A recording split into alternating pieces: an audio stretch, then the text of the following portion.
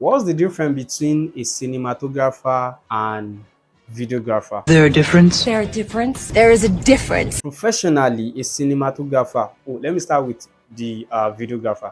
A videographer is usually called a one-man mopo. They can do almost everything, and then go shoot, light, edit, color grade, work on sound, and still direct. They can work the whole project from A to Z. I wonder where these kind of people get their energy from. And frankly speaking, this set of people are genius, but clients no dey pay us. They no dey really appreciate us like that.